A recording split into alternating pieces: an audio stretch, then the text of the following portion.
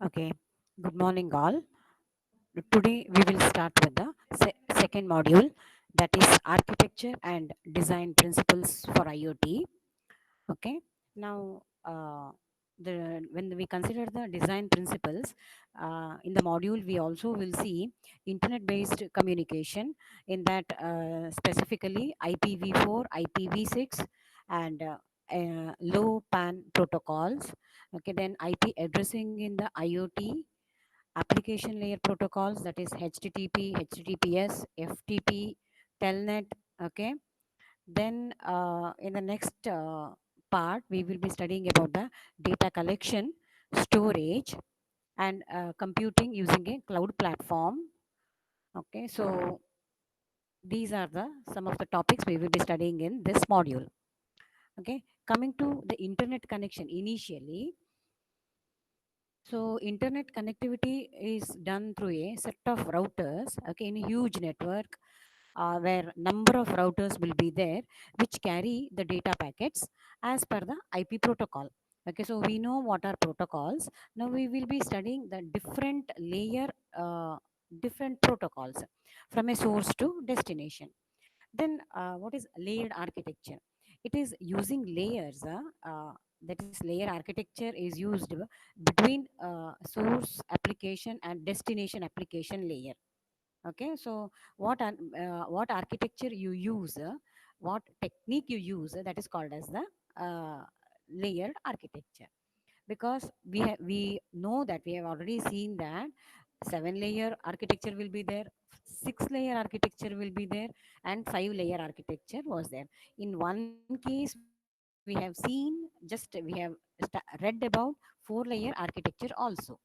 Okay, so when data transmits from I layer to a next J layer, the data is performed some actions at each layer as per the protocol used for communication. Okay, see, it is not necessary that in the all the layers what you use, okay, the security key or whatever it is, it has to be appended. So we will be studying in which layer, okay, how many bits of datas are appended. Okay, and vice versa in at the receiver station. Each layer sends the data received from the previous upper layer, plus a new header is added to it for that stack, and that creates a new stack, okay, with higher size, okay, a larger size, after performing the action specified at that layer. Now, what I mean to say is, the header added at the network layer is not similar to which is added at the transport layer, nor it is similar to which is added at the data link layer. Okay, it all has different, and it is not necessary also that you have to keep in mind in each layer header has to be added. No. Okay, in few of the, now we are seeing for IoT connection. Okay, this is what we are seeing is specifically the IP connection for the IoT. For the IoT connection, which layers will add the header? Okay, receiver layer, J, that is the next layer, will next specify the new parameters as per the protocol for that particular layer, and creates new stack for the next lower layer. So, okay, this is like, see here, pictorially how it is represented. Where actually, now suppose I'm talking from the sender side. Okay, so where is the data generated or created? It is at the application layer. So application layer data is generated. Now that data, okay, is divided into equal segments. Now, each data, when it comes to the next layer, okay, that is transport layer, one transport header is added to it. You can see here. Okay, then this complete segment is passed on to the next layer. So, this is again added with the header, that is called as network header. That's what I said. Transport header need not be equal to the network header. Okay, then uh, this complete segment is coming to the next layer. Now here one more frame header is added. Okay, one more header. This is now data link layer. So in the data link layer, again, frame header is added. Then it moves on to the physical layer. The physical layer, what it is, you know that. Okay. So no, what you call, no uh, technical or logical changes are done at the physical layer. Okay, I mean to say logical changes are what is done at the data link layer, that only comes to the physical layer, and depending on the which physical layer you have selected, okay, it passes on. There is no question of data appending, or because it just looks after the protocol of transmitting to the next station, that's it. Okay, channel. So here, see, frame, then it goes to, it becomes a packet, then it becomes a segment, then you get the data. This is at the receiver side. This was at the transmitter side, sender side. This is at the receiver side. Opposite operation is taking place. Uh, See here, source and network layer connected through set of IP routers for data packets from an IP address and communicating with IoT or M2M, okay, IoT apps and service layers using TCP IP suite for application protocol. If you see here, okay, these are now, say, one IoT device, another IoT device. Okay, see, some are connected through the gateway. Check here, this is the gateway where you need data enhancement, data enrichment, data whatever it is, encoding, all those, whatever you, if you want, then it is done at the gateway. Or some connections will be there, source and IP address. This has the source and IP address. So many routers, IP routers are there. Okay, these are your uh, IoT devices. These now here, these are the IP routers. So this is directly getting connected to the IP router. That is also possible. Okay, it is not necessary that whenever the IoT, from the IoT it has to transmit, it should go through the gateway. No, okay, it can directly transmit, provided those compatibility is there, that we have discussed. Okay, so if it is there, that is also shown in this diagram. If it has to pass through the gateway, that is also shown in this diagram. These are IP addresses, sorry, IP routers. From the IP router, see here, this goes to the physical data link network, all those layers it goes, and you get back the data pictorial representation. So same thing, whatever I have explained, it is here. Source and network layer connection through set of IP routers up to the destination IP address, direct way, that I shown you, the directly connecting to the router. On the other hand, few smart sensor, okay, wants a gateway connection, connect to a gateway. Okay, the gateway has a data consolidation, that is enrichment, transcoding, whatever you want. Okay, so that can be done. So next will be internet connectivity is through a set of routers, okay, in a huge network of router which route data packets as per IP protocol from a source end to the another device and vice versa. Okay. Now if you see IoT, because I told you in the beginning itself, our main intention is to study the that is the IP protocol with respect to IoT. Okay, IP protocol, I repeat, IP protocol with respect to IoTs only, IoT or MTM, whatever, both. Then we can see here data appending, that is the header, addition of the header is done at the only four layers, that is layer 7, layer 4, layer 3, and layer 2. Okay, I repeat, the appending the header is done at only four layers here. That is when our application is IoT application. At the seventh layer, L7, at L4, this is the transport layer, L3, this is the network layer, and L2, this is the data link layer. So here we get the this thing. If you and the lengths are different as we have discussed earlier. Okay. Uh, Now, whenever it is two arrow marks are there, you all know that it is either to or from. both side communication is possible. Now when the from L7 the header come PDU, okay, it is here 2 to the power 32 bits is at the application layer, okay. Then when it comes down here, L4 header is added, okay. L4 header, transport layer header is added. Then the data stack from it comes to the L3, okay. When it comes to L3, L3 header is added, so again it becomes a L3 stack now here. Now the length of this is 2 to the power 16, okay. 2 to the power 16.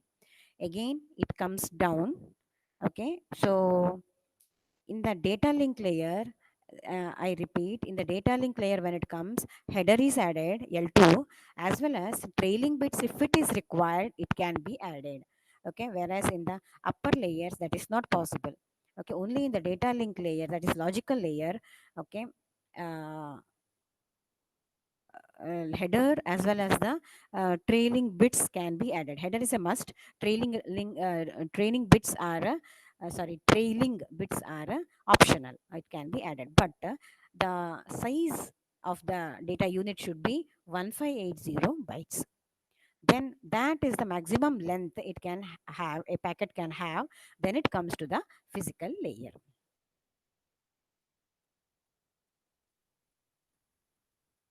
Okay.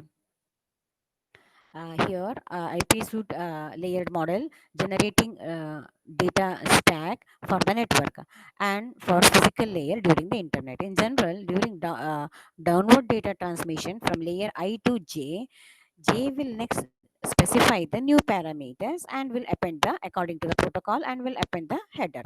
The process continues until the data communicate over the network.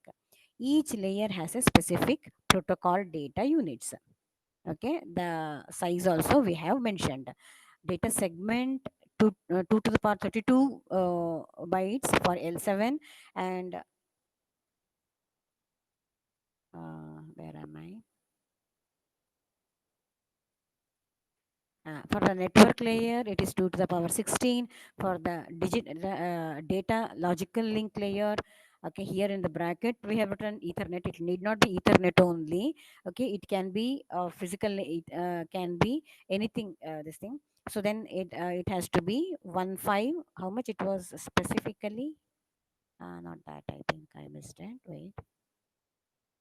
Yeah, it is 1580. Okay.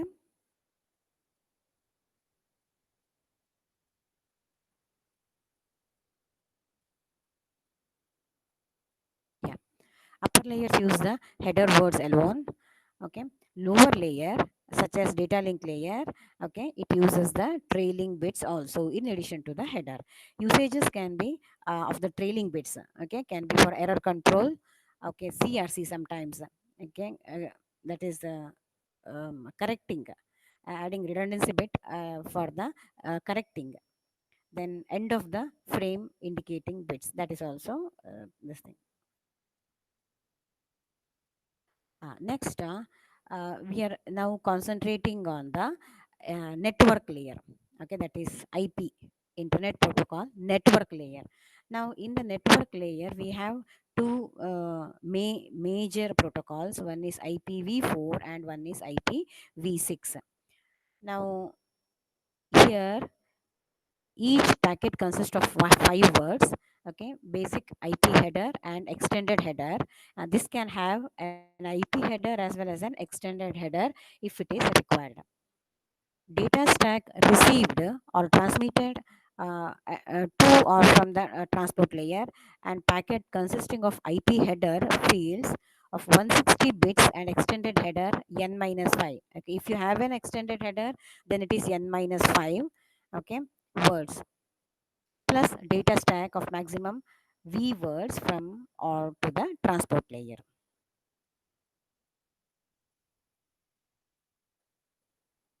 Okay, pictorial you can see here. Now see data. This is actually options plus padding if it is required.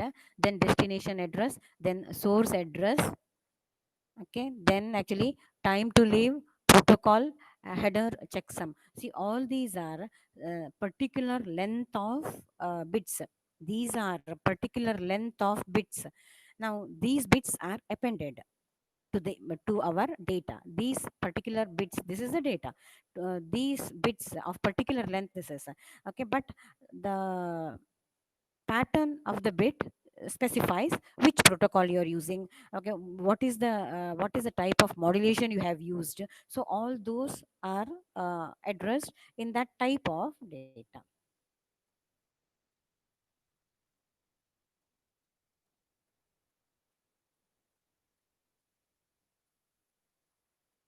Okay, next in the version is one second. uh, Now, version means this field defines version of IP. Okay, it is static 4-bit value. Next, header length means length of the datagram header. It is 4-bit value. Okay, so length of the, see here now 1100. Now 12 words are there. So 12 into 4. So 12 words means each word is represented by 4 bits. So 48 bits including option plus padding. Now type of service, that is again 8 bit. I told you. Okay. So each one will have a particular length of bits. It is used to tell the network how to treat the IP packet. Okay. How to treat, whether how to decode, for example, how to demodulate. So like that 8 bit, in that 8 bit maybe all ones represent one thing, all zeros represent one thing, 1100 1100 represents something like that it is. But it has a constant length of 8 bits. Okay, next is packet length. This is 16 bit value indicating the size of the IP packet in terms of bytes. This gives a maximum packet size of 65536 bytes. Then identification, 16-bit field used for reassembling the packet at the destination. Now this is important because sometimes depending on the routing process, what happens is at the router when it goes, it is not necessary that it has to pass through the same link. Okay, the packets are distributed among the all the available links. Okay, but since it has got the receiver destination, so uh, through the given link, all the packets will reach the destination. At the destination it has to be reassembled. So that is the job of the transport layer. So 16-bit field is used for that. Okay. Next comes flags. It is a 3-bit value. So flag, job of the flag, you all know. Okay, to indicate something. Fragment of offset. 13-bit value used for relative position of the fragment with respect to the whole datagram, where actually it is located. Time to live. 8-bit value telling the network how long an IP packet can exist in a network before it is destroyed. Okay, so like you might be knowing that whatever the data is sent, it is not compulsory that every time it has to reach the destination. It has particular constraints, that is it will wait for some time. Okay, if the link is free, because that link is exclusively depending on your physical layer. Okay, if the link is free, then the data can be transmitted. If not, how long to wait? If so, where to store? Okay, after that particular time, what to do? So that is the time to live. Now next is protocol. 8-bit value used to indicate the type of protocol being used, whether it is TCP, UDP. Okay, if it is TCP, it has to send the acknowledgement. UDP, no need of acknowledgement. So all those things. Next, header checksum. It is a 16-bit value. It is used to indicate errors in the header only. Next comes source address. It is 32-bit value representing the address of the sender. Destination address 32-bit. Okay, destination address. Options, okay, are not required for every datagram. They are used for network testing and debugging. Okay, next padding. So if at all the bits are free, okay, the slots are free, then sometimes to fill that you can go for padding.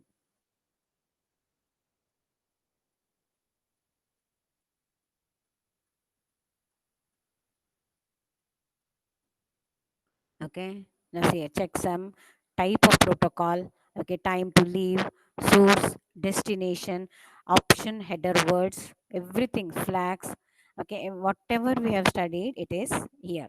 Okay,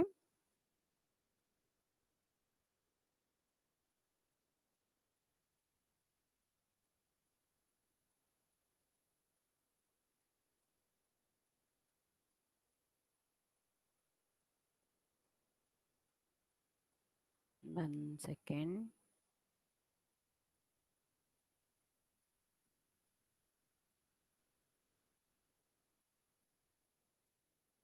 Ah, next, IPv4 header and data stack to it will lead to the next stage. IP header first consists of 5 words. The header extends by using the option words and padding words. So data stack to network layer has maximum of n plus length. Okay, if it is extended words where v is less than or equal to 2 to the power 14 minus n, because maximum you can have is 2 to the power 16, which we have studied just now.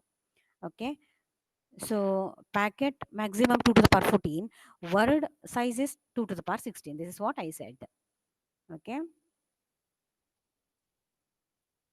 next, coming to IPv6 header, this is actually more flexible compared to IPv4 version. This is the okay, extension header is there, same source address, destination address, hop limit. What is hop limit? That is time to uh, stay.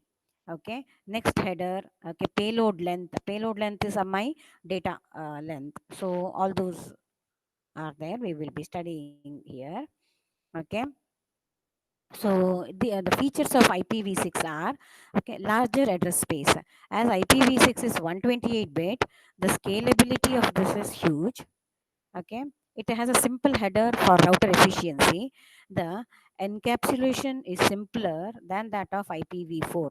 Okay, then stateful and stateless auto configuration. This means using IPv6 host configuration is simplified.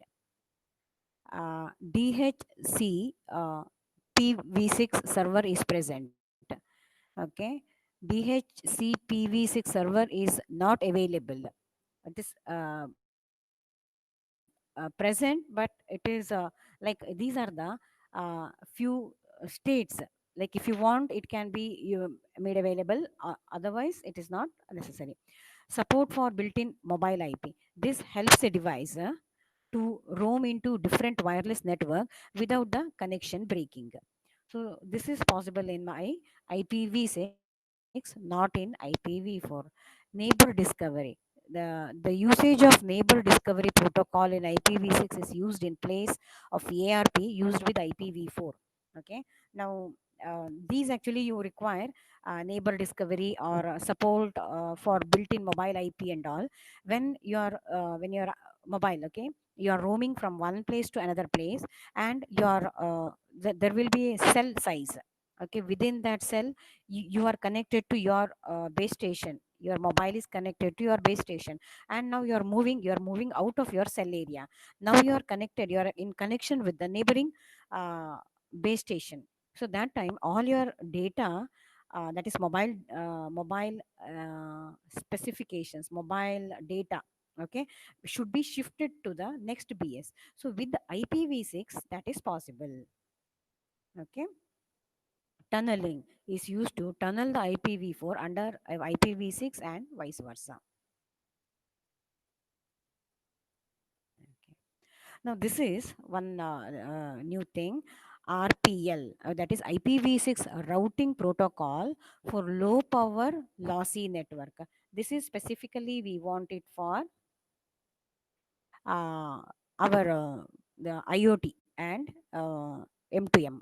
Okay, low power lossy network, because our IoT and all are low power. Uh, it is working with low power, and it is a lossy medium.